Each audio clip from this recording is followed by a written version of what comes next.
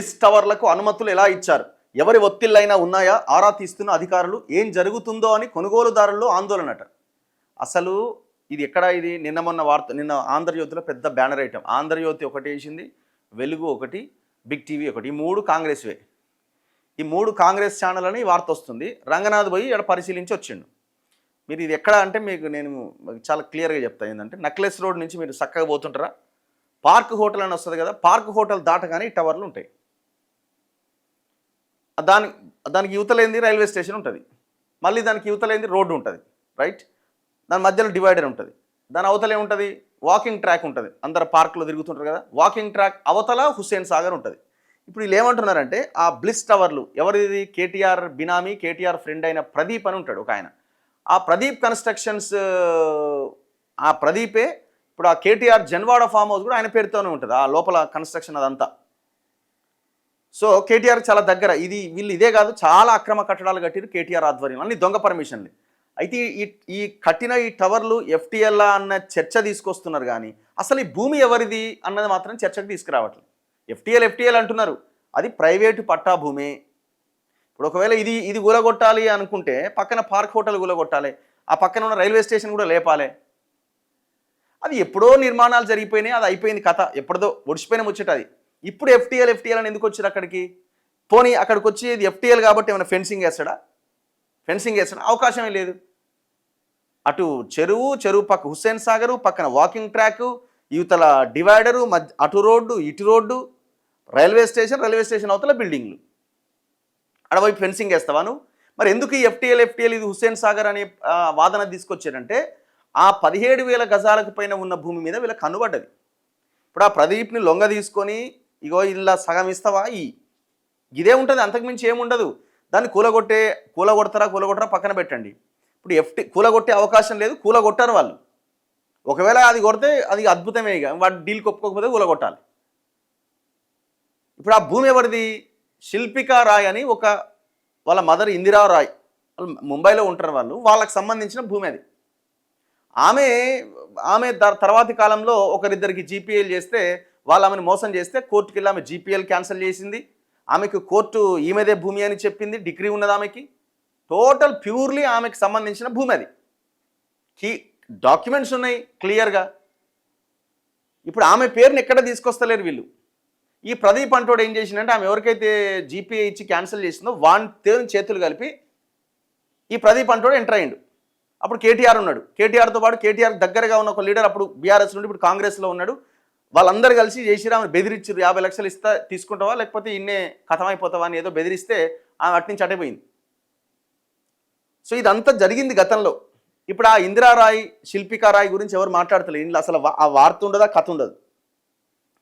ఈ total construction అంతా ఒక ప్రైవేట్ పట్టా భూమిలో జరిగిన ఇల్లీగల్ కన్స్ట్రక్షన్. దాని పక్కన కొంత ల్యాండ్ కూడా ఉన్నది, అది కూడా ఆమెదే. ఒక్క పేపర్ దాని గురించి రాస్తలేదు. రంగనాథ్ ఎందుకు పోయిండు మరి ఏందంటే ఇది ఎవరో కాంగ్రెస్ వాళ్ళు పురమాయిస్తున్నారు, అది ఏదో గట్టిగా ఉన్నది. ఇప్పుడు ఎంత లేదన్నా 100-200 కోట్లే కదా, 100 కోట్లకు సంబంధించిన ప్రాపర్టీ అది.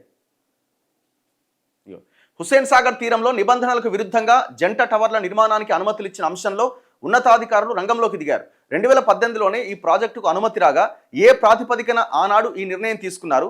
జిహెచ్ఎంసీ పట్టణ ప్రణాళిక విభాగం అధికారులు ఇరిగేషన్ శాఖ నుంచి నిరభ్యంతర పత్రం ఎందుకు అడగలేదు? బిల్డింగ్ కమిటీ ఆమోదం ఎలా పొందింది? కమిటీలోని ఇతర విభాగాల అధికారులు ఎందుకు అభ్యంతరం తెలపలేదు? దీని వెనుక ఉన్నత స్థాయి ఒత్తిళ్లు పనిచేశాయా అన్న అంశాలపై జిహెచ్ఎంసీ ఉన్నతాధికారులు దృష్టి పెట్టారు. మరోవైపు జిహెచ్ఎంసీ షోకాజ్ నోటీసులతో ఏం జరుగుతుందో అన్న ఆందోళన కొనుగోలుదారుల్లో నెలకొంది. 2 టవర్లలో 153 ఫ్లాట్లుంటే కొన్ని ఫ్లాట్ల విక్రయం జరిగింది. కొనుగోలుదారులు 30 నుంచి 60% పైగా డబ్బులు చెల్లించారు. ఎఫ్టీఎల్ పరిధిలో నిర్మాణాలు ఉన్నట్టు గుర్తించడంతో అనుమతి రద్దుతో పాటు నిర్మాణాలపైన చర్యలు ఉండొచ్చన్న అభిప్రాయం వ్యక్తమవుతోంది. అదే జరిగితే ఫ్లాట్లు కొనుగోలు చేసిన వారి పరిస్థితి ఏంటన్నది చర్చనీయాంశంగా మారింది. BRS working president KTR quid ప్రోకోలో భాగమై ఈ ప్రదీప్ కన్స్ట్రక్షన్ ప్రాజెక్టుకు అనుమతులు రావడమని ఎమ్మెల్సీ అద్దంకి దయాకర్ ఆరోపించారు. ఈ ప్రాజెక్టులో కేటీఆర్ వాటా ఎంతో తేలాలి. టవర్ల నిర్మాణం కోసమే కేటీఆర్కు ప్రదీప్ రెడ్డి ఫామ్ హౌస్ ఇచ్చారని ఇది క్విడ్ ప్రోకోలో భాగమే అన్నారు. ఇప్పుడు అద్దంకి దయాకర్ చెప్పినా ఇంకెవరు చెప్పినా అందులో ఏం డౌట్ లేదు, కేటీఆర్కి సంబంధించిన ఫ్రెండే. దొంగ అనుమతులు అధికారులు ఇచ్చినారు. ఎట్లా ఇచ్చినారంటే కేటీఆర్ అక్కడ ఉన్నాడు, మున్సిపల్ శాఖ మంత్రి, జిహెచ్ఎంసీ ఆయనే చూసినాడు, ఇచ్చినారు. ఇప్పుడు మీరు ప్రెస్ మీట్లు ఇది ఒకటే కాదు, మేము చూపిస్తాం, వందల డాక్యుమెంట్లు మీ ముందు పడేస్తాం. రంగారెడ్డి జిల్లా, హైదరాబాద్ జిల్లాలో జరిగిన, మేడ్చల్ మల్కాజ్గిరి జిల్లాలో జరిగిన అక్రమ నిర్మాణాలకు ఇట్లనే పర్మిషన్లు ఇచ్చిన వందల డాక్యుమెంట్స్ మీ ముందర పడేస్తాం. యాక్షన్ తీసుకోవడానికి మీరు సిద్ధంగా ఉన్నారా? చెప్పాలి కదా మీరు. ఇప్పుడు ఇదంతా ఏం లేదు, ఇది ఆ వాడి నుంచి ఏదో ఒకటి లాగేసి మొత్తం దుకాణం మూసేసే ప్రయత్నం తప్ప ఇంకొకటి కాదు. మీకు దమ్ముంటే దాని నుంచి లాగి ఎవరైతే ఆ మహిళ ఉన్నారో ఆ మహిళకు ఆ భూమిని ఇచ్చేయండి. దమ్ముందా?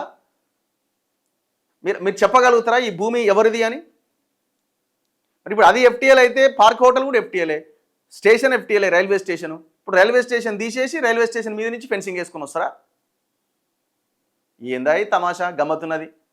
గీడ నార్సింగి 2 అనే ఒక చెరువు, ఫినిక్స్ అనే కంపెనీ వాడు సుమధుర పేరుతో 45 ఫ్లోర్ల బిల్డింగ్ లేపుతున్నాడు. అవతల పక్కన మైహోమ్ అవతార్ ఉంటుంది, మధ్యలో నాలాబోత దాన్ని కబ్జా పెట్టినారు, చెరువు కబ్జా పెట్టిరు. అడిగినోడు దిక్కులేడు. హెచ్ఎండి ఇప్పుడు అంటున్నారు కదా అధికారులంతా ఎట్లా సంతకాలు పెట్టిరని.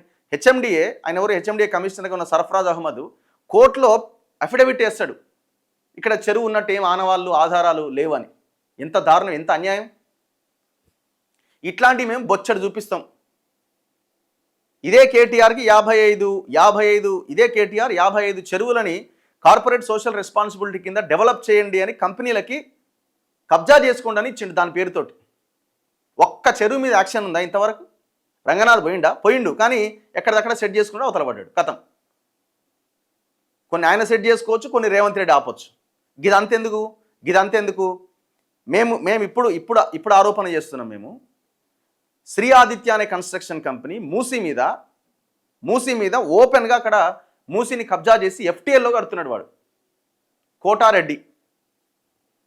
ఆ శ్రీ ఆదిత్య కంపెనీ ఆ పక్కనే 80 ఎకరాల్లో ఒక పెద్ద వెంచర్ చేస్తున్నది, 80 ఎకర్స్లో. దాంట్లో చాలామంది పెద్ద పెద్ద ప్రముఖులు ఉంటారు. శ్రీ ఆదిత్య రిజర్వ్ ఫారెస్ట్ అని, అందులో మొత్తం విల్లాలే, అన్ని 900 గజాలకు పైన ఉన్న విల్లాలన్నమాట. 900 గజాలే, 900 గజాలు. అందులో ఒక మోడల్ విల్లాని రేవంత్ రెడ్డి తమ్ముడు కృష్ణారెడ్డికి ఇచ్చిండు. విల్లా నెంబర్ 24 రాసుకోండి.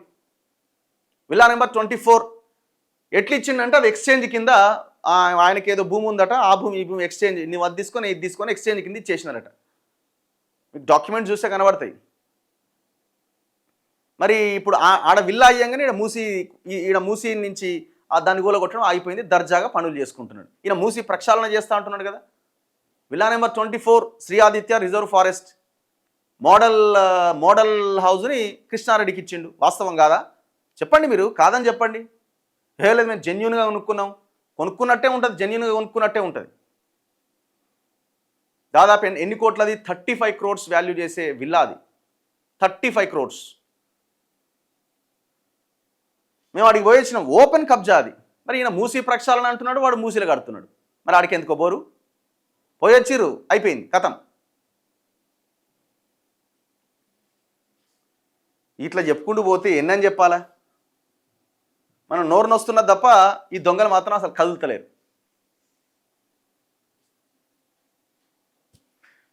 సేమ్ ఇది కూడా అంతే. ఆ ప్రదీప్తోని బేరసారాలు డీల్స్ ఓకే కాగానే అంత కథం అయిపోతుంది, హషప్.